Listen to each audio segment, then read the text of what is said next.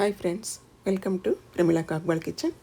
ఈరోజు ఎంతో టేస్టీ అయిన హెల్తీ అయిన రాగిపిండి ఆవిరి కుడుములు ఎలా చేసుకోవాలో చూసుకుందాము. ముందుగా పిండిని నీరు లేకుండా వేడి చేసుకోవాలి. తర్వాత వేసుకోవాలి. దానికి ఒక 2 స్పూన్ల నూనె చాలు. అందులో ఆవాలు, జీలకర్ర, ఉద్దిబేడలు, శనగబేడలు వేసి గోధుమ రంగు వచ్చే వరకు వేయించాలి.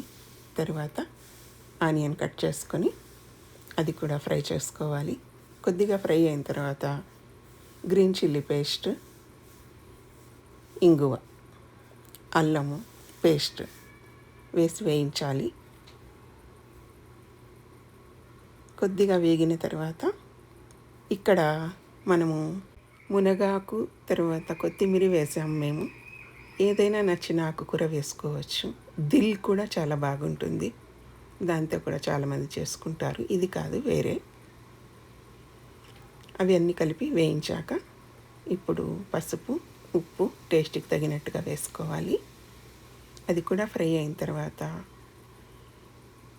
ధనియాల పొడి, జీలకర్ర పొడి, గరం మసాలా పొడి కొద్దిగా మీకు ఇష్టం అనిపిస్తే వేయండి, లేకపోతే లేదు. 1 పిండి తీసుకుంటే 2 నీరు కొలత. ఆ నీరు వేసి నీరు బాగా ఉడికేటప్పుడు మనం ఫ్రై చేసి పెట్టుకున్నాము కదా, ఆ రాగి పిండిని వేసి కలిపేసుకోవాలి. అంతా బాగా కలిసిన తర్వాత మూత పెట్టి మధ్యలో కలుపుతూ ఇంకా ఒక 5 minutes దాకా దాన్ని మగ్గించుకోవాలి. ఇప్పుడు పిండి రెడీ అయిపోయింది. దీన్ని చేతికి వాటర్ టచ్ చేసుకుంటూ మనకు నచ్చిన షేప్లో ముద్దలు చేసి పెట్టుకోవాలన్నీ. కింద నీళ్లు పెట్టి పైన ఆవిరికి 20 minutes ఉడికించుకుంటే రెడీ అయిపోతుంది.